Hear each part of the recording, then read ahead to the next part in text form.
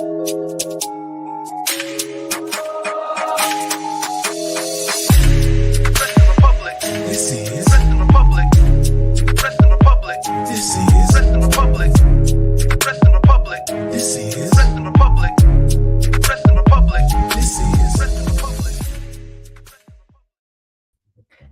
coming home. It's coming home. It's coming. Football's coming home. Good evening from London, wrestling fans. I'm your host, Ben Allison, and you are listening to Wrestling Republic's daily broadcast, your one-stop shop for professional wrestling, insight, news, and reviews on a daily basis. Of course, today, in an hour from now, England are kicking off in the European Championships against Serbia. It's going to be a fun one, that is for sure. But before we get into that fun football match, we're getting into a fun Sunday Funday where we're going to be giving a pound-for-pound list of professional wrestlers, basically. What does that mean? Well, I'll break it down in just a second. But before I do, let me introduce the panel for today and kick things off with the co-host of the show, Clark Taylor. How are you today, Clark? What's going on, dude? I'm stoked to be here. What a crazy fun sports weekend. We have NBA Finals action. We've got NHL action. We had Clash at the Castle in Scotland. We've got England in the Euros. We've got US Open Sunday, but also before we get the show started, it is Father's Day here in the US. So I got to wish my dad and all the dads out there, my grandpa Zach, my grandpa Bob, all the dads, happy Father's Day, first and foremost, for sure. And let's get into some more sports talk. Pound for pound rankings. I love this. Absolutely. And also, Mother's Day in the UK and US is a very different day, but Father's Day is weirdly the same day. So yeah, shout out to all of the dads out there, and also shout out to Bobby Batito, who's in the comments here. Also joining us today, we have the head of opinions here at Wrestling Republic, Anthony Ricciardi. How are you, Anthony? Doing all right. Prepared to anger a few people with this pound for pound thing, and let's just have some fun. Absolutely, no doubt about it. Also, guys, I'm going to have to warn you, the pollen account here in the UK, or at least in London, is really, really high today, and my hay fever is kicking my ass. But I am battling through it, and we're going to have a great show. Now, let me quickly explain to you guys what the pound-for-pound rankings is, in case you're not an MMA fan. If you are an MMA fan, it's literally the exact same as the UFC pound-for-pound rankings. Basically, we put all the promotions together and you say who you think are the best 10 wrestlers in the world based on kayfabe. You know, so for example, Roman Reigns undoubtedly a few months ago would have been top of everybody's list. But now, well, now who knows? Now, the rules that we set for ourselves is you decide, the panelists decide whether or not the weight of a promotion can change where somebody's ranking is. For example, Athena is a great example. She's been Ring of Honor Women's Champion for quite some time now, but on some people's lists, well, she might not even rank because maybe Ring of Honor isn't a serious enough promotion for them compared to WWE and AEW. Whereas on others, for example, David's last time, Athena ranked really, really high. So yeah, you can decide per panelist. So all of our lists will be very, very different. But first of all, let me show you guys mine and Clark's list from last month.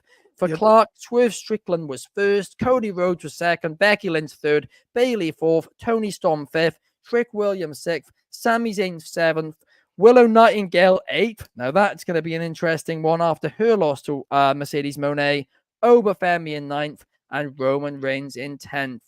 Then for me, I had Cody Rhodes, then Roman Reigns, Rhea Ripley, Gunther, Swerve Strickland, Jon Moxley in 6th, Becky Lynch, Sami Zayn, Kazuchika Okada, and Will Ospreay. Now, out of the gates, I'm going to tell you guys, well, my list has a few changes because of a few things that have happened this month. Specifically, Becky Lynch.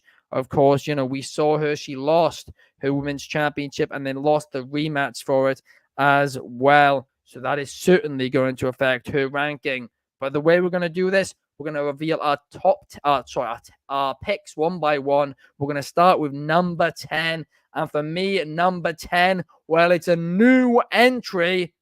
I'm going for the World Heavyweight Champion, Damian Priest. This man, well, we saw last night, he defeated Drew McIntyre. He's on a great run as champion, and yeah, he's starting to really establish himself. I said last month, the only reason he didn't rank was prior to WrestleMania, well, he took a few losses. Well, now he's back to his winning ways, and he is the top of WWE Raw's brand. But Clark, who do you have in number 10? At number 10, I've got a guy who was on my previous list, remains on the list, but actually slides down, unfortunately, despite some victories in the last month since my old list. But Trick Williams, NXT World Champion, is at 10th.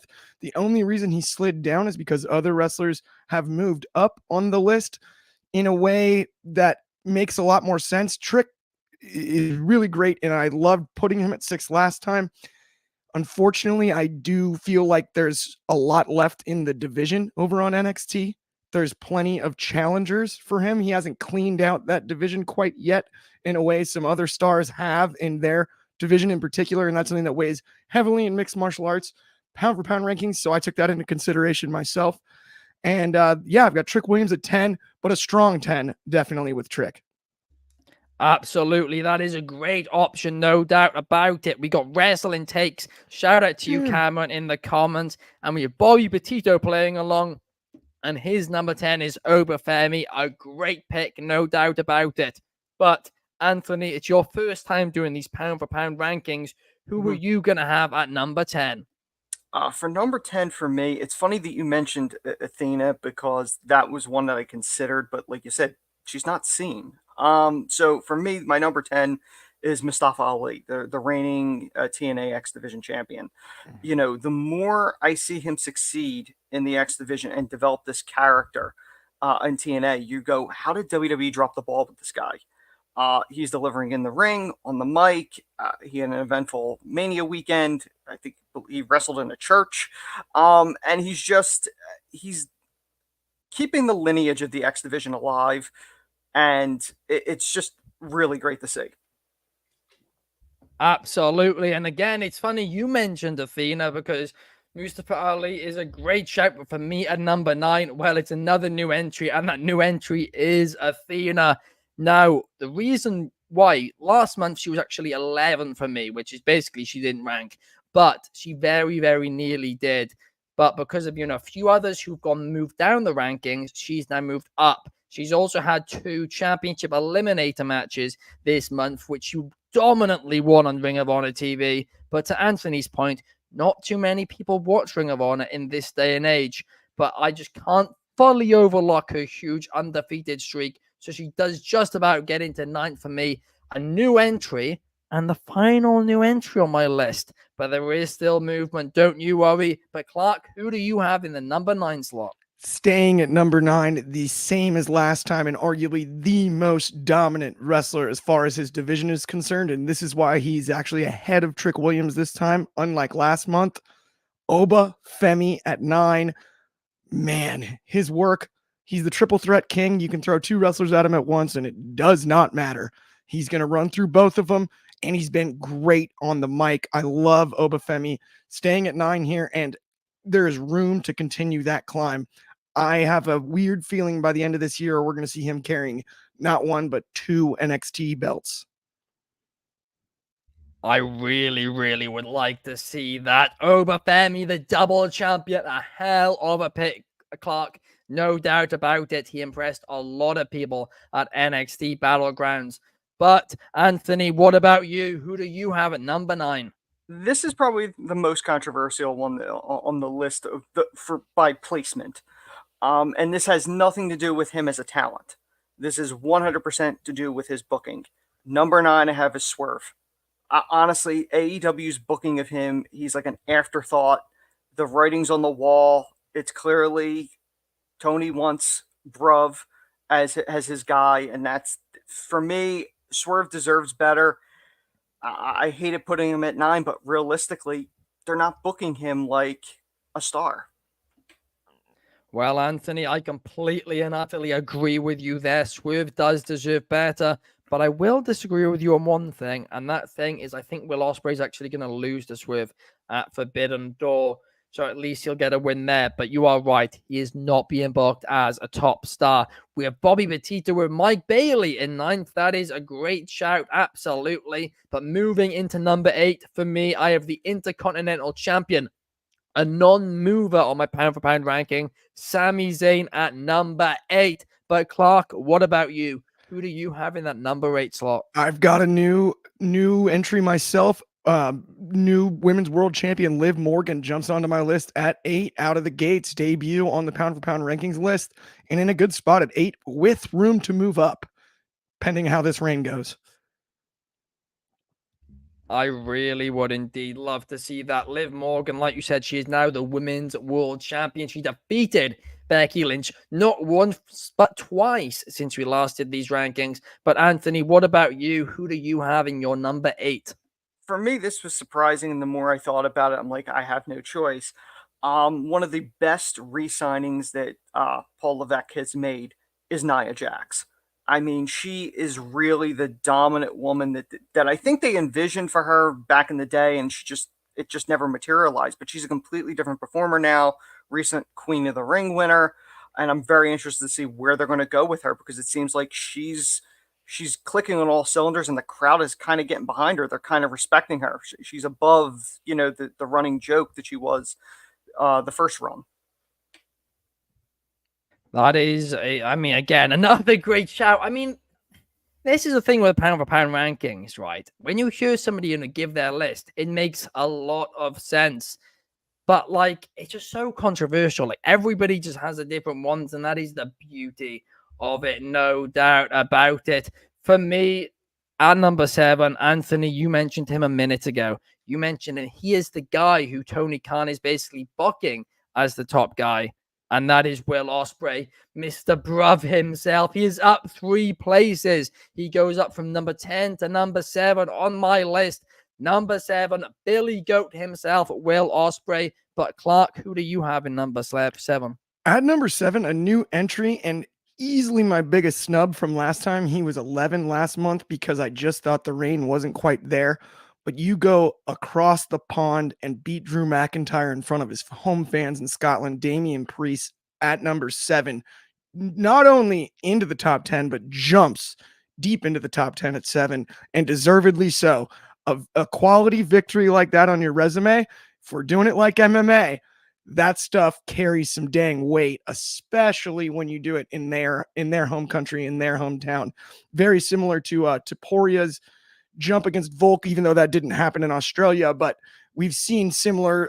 Sean Strickland's big jump in beating Izzy over in Australia would be a better example for sure. You go win one on opposing soil, right, in enemy territory, and that counts for something for sure. Absolutely. I mean, that guy became the second most hated guy in Scotland last night, just behind CM Punk. Of course, that heartbreaking loss for Drew McIntyre. But Damian Priest at number 7, a great choice indeed. Bobby Petito at number 8 as Chelsea Greenwell. At number 7, he's putting Kalani Jordan. Shard, loved your last pick, Anthony. But at number 7, who do you have? It's somebody that absolutely has been the talk of the wrestling world for the past few weeks. The dominant TNA Knockouts champion, Jordynne Grace. She's been all over the place. There's a buzz there. The weight of the Knockouts division's been on her shoulders, which is a heavy legacy to carry. And the weight of the potential WWE TNA partnership is all on her shoulders. She's the sole representative so far. So she absolutely deserves it. She's a phenomenal representative of TNA, the Knockouts division, and this budding partnership. Absolutely. I mean, I do want to actually very quickly ask you something, Anthony, slightly off topic, but talking about Jordynne Grace. Yes. A lot of people are speculating that maybe WWE, with their partnership with TNA, are trying to get Jordynne Grace full-time in WWE. I mean, do you reckon that could possibly happen? I think so. In one of the vlogs that the WWE released, which was after Battleground, they're talking to her, and they also show her husband, Jonathan Gresham. And Gresham said her dream was always to be at WWE to be in WWE. I do think that's eventually probably going to happen. I mean, there's only so much you can do in TNA, but realistically, she's a star. And honestly, if Paul Levesque had the control that he has now, back when she was briefly a free agent, I don't know how WWE or AEW didn't sign her, but I am pretty confident he would have signed her if he had the control back then. But she's eventually going to go there, is my guess. Absolutely. No, I could see that happening. And you're right. I mean, I was shocked that, the people who were in control before weren't trying to go for her. I was shocked again, AEW weren't, because she's always been a hell of a talent. And the fact that TNA Impact were able to, get her to sign a new deal was brilliant for them. A hell of a signing, no doubt about it. And she's proving her worth to them as well. But now moving up to number 6. Number 6, there's another non-mover on my list, and that is the IWGP World Heavyweight Champion, AEW star Jon Moxley. I mean, listen, this guy speaks for himself. He's the current IWGP World Heavyweight Champion, as I said, but also when it comes to singles action in AEW, he's on a long undefeated streak, and yeah, he deserves to be number 6 in my books. But Clark, who do you have in that 6th spot? At number 6, my final new entry to the list, and the highest one of the new entries on the list, the CEO, TBS champion Mercedes Moné, a list she would have long been on under a previous moniker at WWE as Sasha Banks.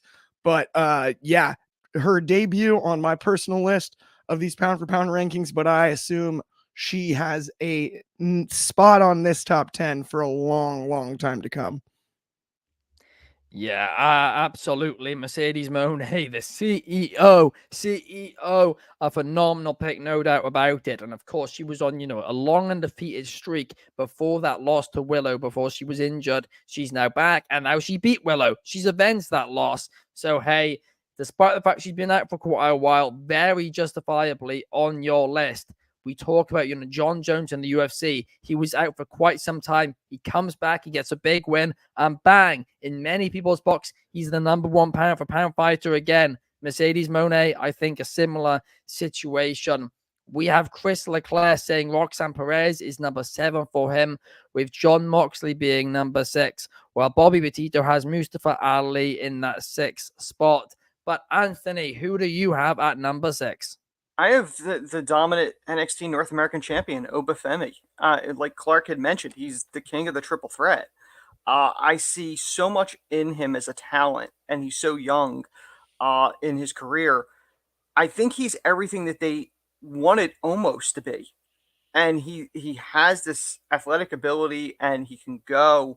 And, I look at him, I look at Braun Breaker, I look at these people that NXT has developed, and these are guys that will be presumably the face of this industry within a couple years. And he's on the right track right now. And I look forward to seeing what more they do with him, because he's a beast. He absolutely is, no doubt about it. And because Clark's here as well, of course, I want to quickly get your thoughts on something people are saying about Obafemi. There seems to be a bit of a, conversation on the internet this week that WWE are putting him in triple threat matches to protect him. I mean, Clark, I'll go to you first. Do you think that there's actually any truth to this? If you watch the triple threat matches, I find it hard to believe, because he's carried some of the biggest spots in those matches. He's been the center of attention for the majority of many of those matches. This hasn't been, there's 2 people in the ring to bring him along. That's not what it's felt like. And if it is, it's one of the best jobs of it I've ever seen, because it doesn't look like it. And as long as we don't know that that's the case for sure, I feel like that's unfortunately just reckless speculation. And that's no knock on anybody that holds that opinion. It's understandable. He's young. He's a young talent.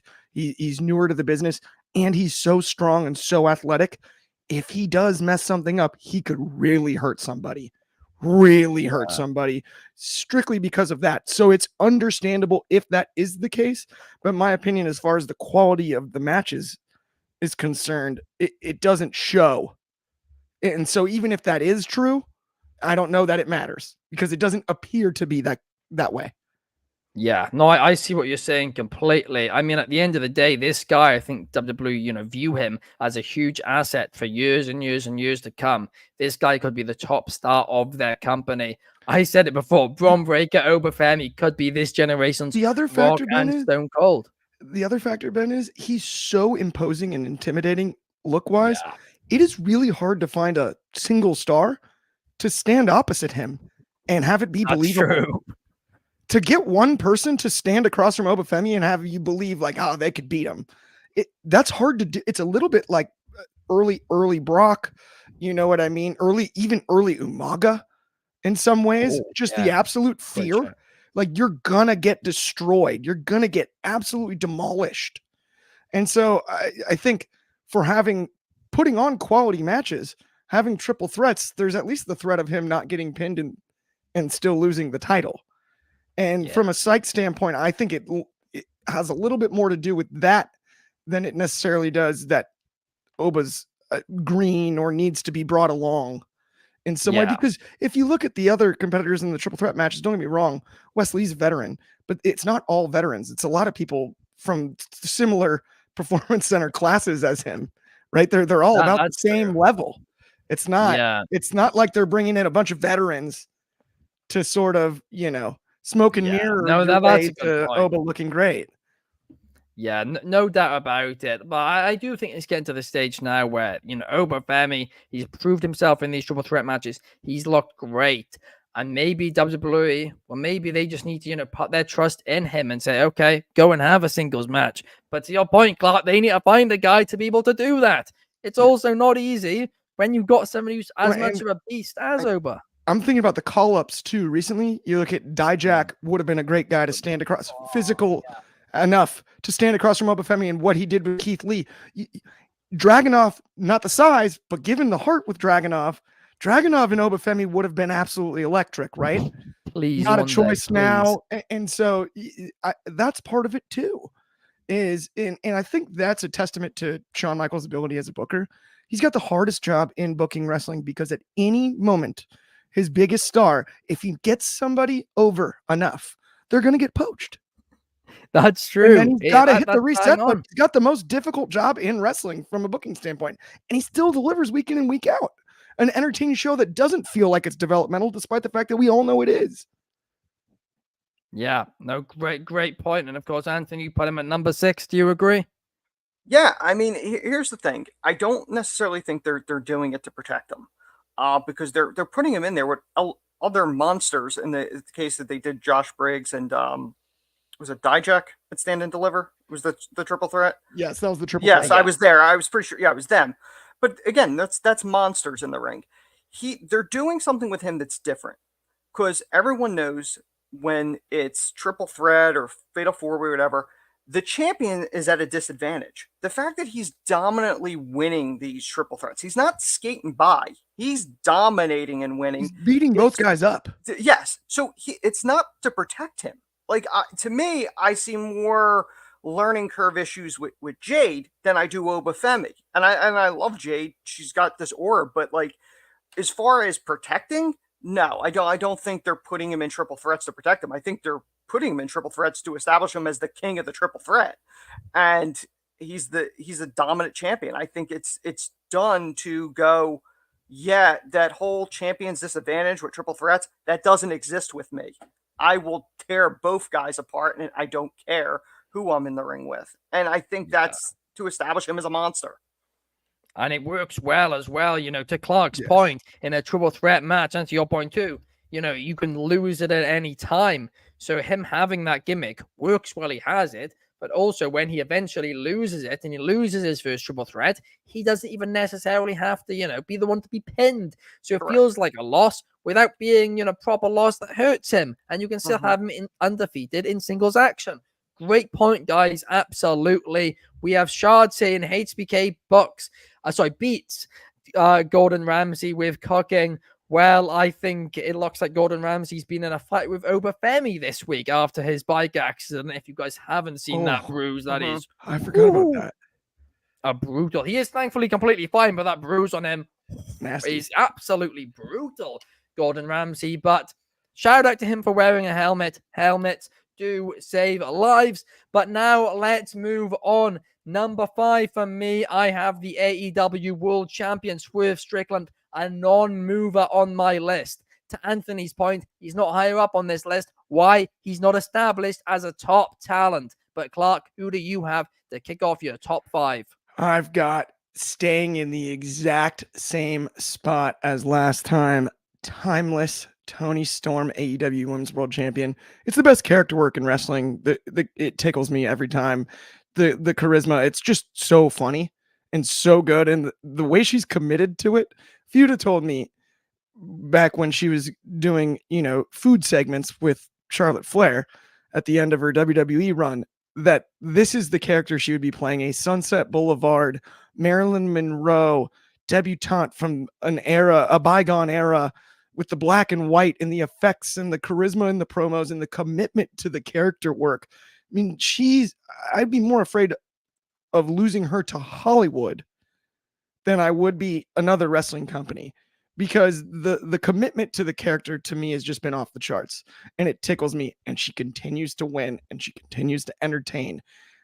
So she stays at number 5 for me, and deservedly so.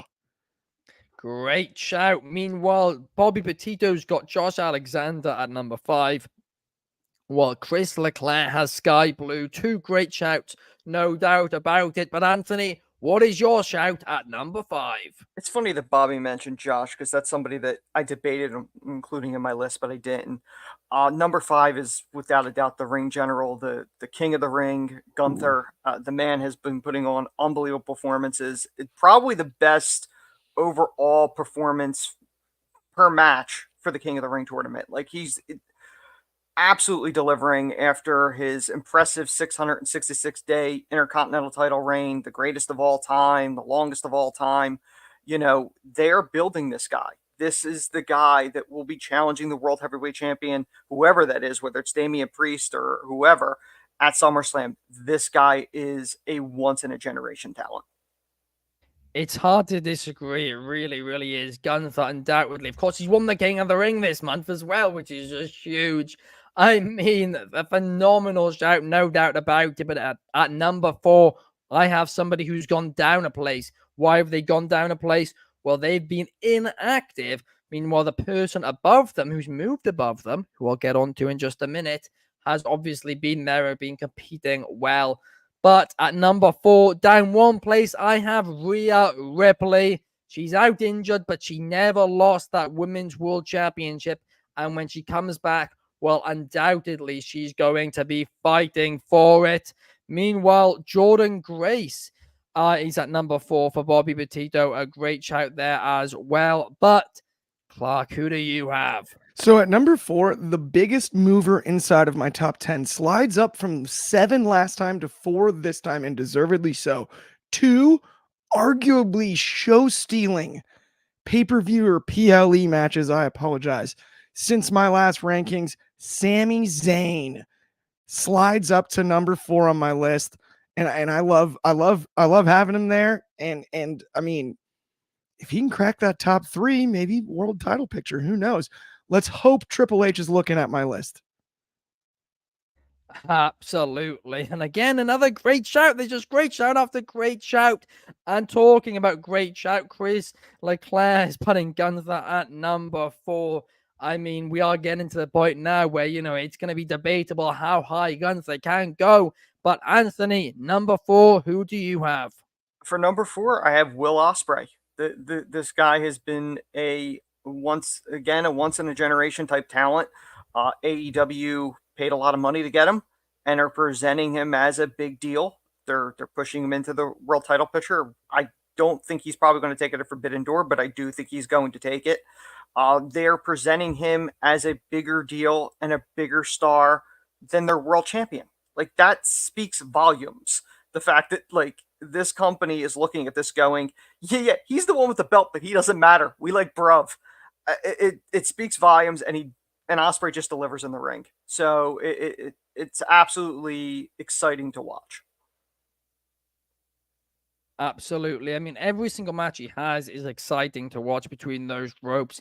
It's not just a new thing either. He has been like one of the best in the world for years now. We always thought that maybe he would stay in New Japan, but if he did come to America, well, we knew he was going to become a big deal. He signed with AEW. We know WWE were presumably interested as well. We, of course, all heard that potential shot that Triple H talked of the fact he didn't sign with them, but he did sign with AEW. That is the fact, and he has been absolutely killing it.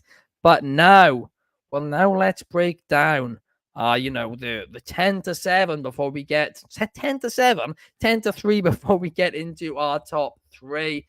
Firstly, for me, I had Damian Priest, then Athena, then Sami Zayn at 8, Will Ospreay at 7, Jon Moxley at 6, Swerve Strickland at number 5, Rhea Ripley at number 4, Clark had Trick at 10, Oba at 9, Liv Morgan at 8, Damian Priest at 7, Mercedes Moné, the CEO, at 6, Tony Storm at 5, Sami Zayn at 4, and then Anthony had Mustafa Ali at 10, Swerve Strickland at number 9, Nia Jax at number 8, Jordan Grace at number 7, Oba Femi at number 6, Gunther at 5, and Will Ospreay, the Billy Goat, at number 4.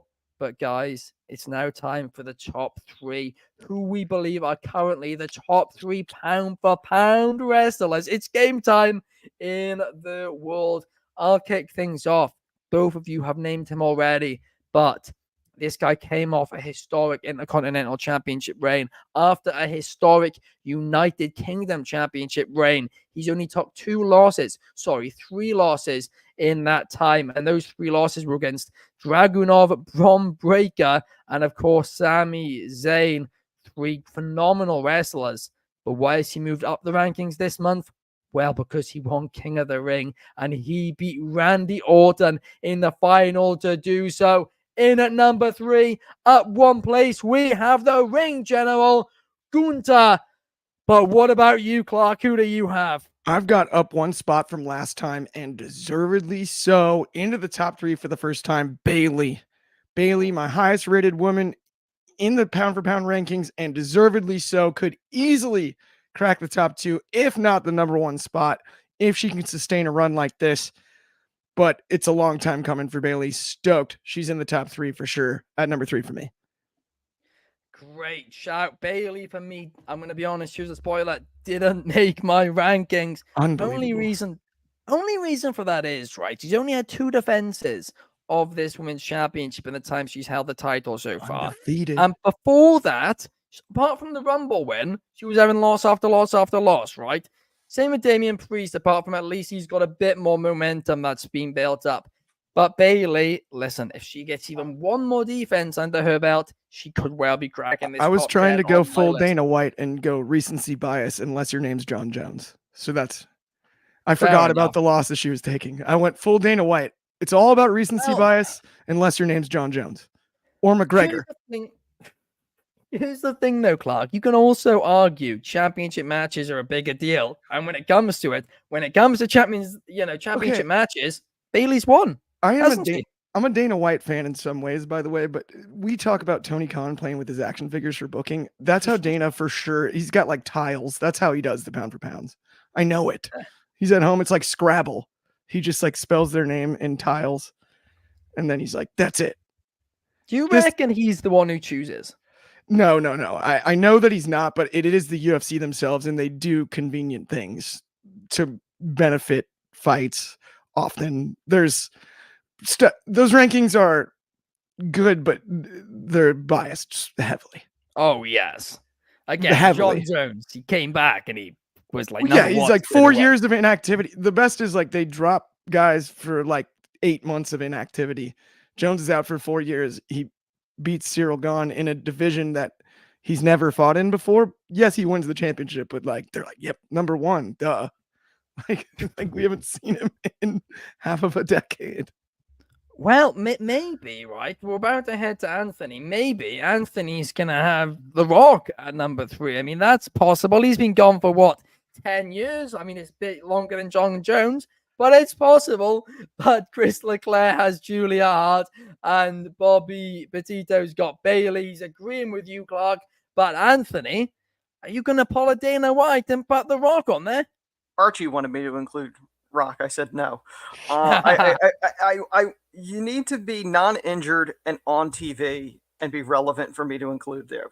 For number 3, again, put this list together prior to yesterday. I have the guy who is feuding with a guy from Chicago, not Clark, CM Punk, which would be Drew McIntyre. Although he came up short yesterday, Drew has found this character that I didn't even think he had it in him. I think he's doing the best work of his career. I think it's a compelling character, and the feud with Punk is going to be one of the hottest angles probably going forward once him and Punk actually fight. I think this is an interesting character that will continue to progress. Absolutely. I mean, Drew McIntyre, listen, you heard how he had the entire of Scotland in the palm of his hand last night, and he has been on a great run. And at the end of the day, he lost yesterday because of CM Punk. He actually won that match. If there was a normal referee who ran down, you would have heard at 1, 2, 3, and new in Scotland, world champion Drew McIntyre. But now we're moving into the top 2, aren't we? At number 2, I have a non-mover. I have the former undisputed Universal Champion, Roman Reigns. Of course, he lost to Cody Rhodes. He's no longer the top guy. But the fact of the matter is, for years, this guy was undefeated. He held that championship for longer than anybody in the modern era, and that cannot go unnoticed. Even if he's inactive for, a year, I don't see how he can just drop out of my rankings completely, right? Maybe at a year he probably would do. But for at least, 6 months, 9 months, I can't see him dropping out of it because of, the impressive, 3-year showcase which Roman Reigns put on. And number 2, we have Roman Reigns for me. But Clark, who do we have for you? So number 2 in the pound for pound rankings this month, pains me to have to say it. It slides down 1 spot from last time. It's Swerve Strickland, because I do agree with quite a bit of the criticism about his run as AEW champion, but I still have to factor in he's carrying what in my eyes is the second most prestigious belt available. And this is something like, it's a little bit like Islam Makhachev. He spent a lot of time not fighting 155 pounders. And don't get me wrong, that is no knock on Alexander Volkanovski, but he is not in the same division. Yet he stayed in the top 2. So I can't move Swerve down from the top 2 just yet. But I do absolutely understand both of you guys' views, having him lower in the top 10. This has just not been what the chase was. And while my number 1, I have the same feelings about, he picked up too big of a win. And I'll get to that when we get to that. Absolutely. And I think I can predict who you're going to get to. But Anthony, who are you going to get to at number 2? For number 2 is Braun Breaker. I mean, this is somebody that, Brock Lesnar's tagline when he came into WWE was the next big thing. This is Braun Breaker. This is somebody that will exceed what his father Rick Steiner was able to do, and probably exceed what his uncle Scott Steiner was able to do. He is the tagline for Scott Steiner was the genetic freak. That's what Braun is. And we are seeing that dominance, that raw power, obviously taking out Ricochet. And just, we saw his dominant run in NXT. The sky's the limit for this guy. Like, I think if you put this guy in the Rumble, the 25 Rumble, and he won, he would believably have a chance to win a world championship. And I think the crowd would accept it. It wouldn't just be, this is a new guy. This would be like, no, we're okay with this. Like, there is so much upside to Braun that it's going to be very exciting to watch as a fan. Absolutely. I mean, you heard me say it over the last year and a half. Like, I thought it was possible, right, that if Roman Reigns held the championship for another year, that Braun Breaker could be the guy to dethrone him.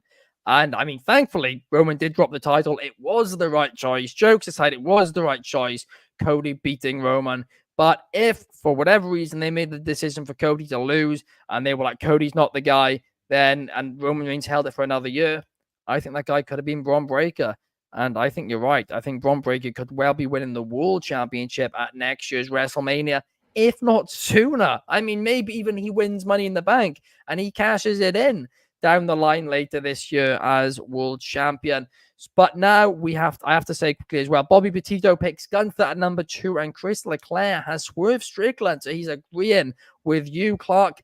But my top 10 down to number 1. At 10, Damian Priest. 9, Athena. 8, Sami Zayn. 7, Will Ospreay. 6, Jon Moxley. 5, Swerve Strickland. 4, Rhea Ripley. 3, Gunther. 2, Roman Reigns. And at number 1, with a guy who dethroned Roman Reigns, the WWE champion, the owner, the champion with the top championship belt in professional wrestling right now, Cody Rhodes. No brainer for me, a non-mover for me. And yeah, in my eyes, I can't even see how it's debatable. And Bobby Petito is agreeing. But Clark, do you agree? At number 1, I can't believe you're gonna make me do this. At number 1, I've got my personal nightmare, Mr. 3-piece suit and a soda, Cody Tie Clips Rhodes. I said it. Yeah, he's number 1. Picks up. He made AJ quit, and then he hit him with the steps anyway yesterday. And Cody Rhodes is number 1, pound for pound, in this month's rankings for me. I mean, Clark, welcome to the dark side. Welcome to the Cody Rhodes tie clip wearing side. I mean, maybe you're going to have to get yourself a tie clip now. No, I don't. I'm not worried about the wind in my ties when I wear suits. It's not going to blow away. That's why you tie the knot. What about you, Anthony? Are you going to put Mr. Tie Clip in at number 1? I think the deciding factor for Clark was the fact that Cody hit him with the stairs anyway because he messed with Mama Rhodes, which I think Clark would respect. I respected that one. Yes, I assume you would. Yes, 100%. You know I'm going to go Cody Rhodes here. I said from the get-go that he was the right guy to take the title off of Roman. And all the concerns of going, gates are going to go down. This is going to go down when Roman's not champion. The gates are continuing to stay where they are, and they're continuing to break records. It's showing that he's the guy. The crowd's behind him. They were literally crowd surfing him in Scotland. This guy is over. And that's the smart thing, because eventually he's going to put somebody else over. And as long as you're able to carry that torch that Roman gave you, and it's still to the same level, if not more, by the time you pass the baton off, that's what you're doing. You're supposed to be making people. The belt is a prop to make people, but it's also the champion that makes the belt mean something. And Cody's doing that, and he's the face of the company, and it's doing well, is the simplest way to put it. Absolutely. The company is doing well. I mean, that's a simple way to put it, but maybe that's even, underestimating it. The company is doing absolutely amazing right now. Last night was the biggest gate in history that they've had. After all, the backlash about the Clash tickets, which I still think is very valid. That's a completely other topic. But David Marge is saying Cody Tie Clip Rhodes is on a roll, no doubt about it. And Chris Leclerc has Bailey at number 1. Ooh. Meanwhile, Soul is back home after his trip at Clash at the Castle, and he wants to be on Mailbag Monday tomorrow. I'm sure he'll have some things to say. No doubt. Chris Leclerc is like the first half of his picks, like, we're not even close to mine, but our top 5, like, we had a few similar ones. No, it's true. Yeah, it is true, actually. I mean, there's a bit of rotation there. But again, everybody's, got a different top 10 for 10. 10 for 10, pound for pound rankings. Their top 10, because it is just so, that's why we do this. It's just a bit of fun. Like, nobody's ever going to agree. Like, I mean, Braun Breaker's not on my list. He's second for Anthony, whereas Bailey, again, isn't on my list. And she's third for you, Clark. Like, it's one of those things where people are going to disagree on it. And that's the beauty of it. That's the fun of it. And I love these. Absolutely. I enjoy it. It's one of my favorite concepts. I always found it from the start when they started doing it at MMA. I found it fun. It's always been political and fun in boxing at times, because that's where it gets really interesting, because you get a lot more catch weight type fights in boxing than you would get in MMA. So you'll actually see a couple top 5.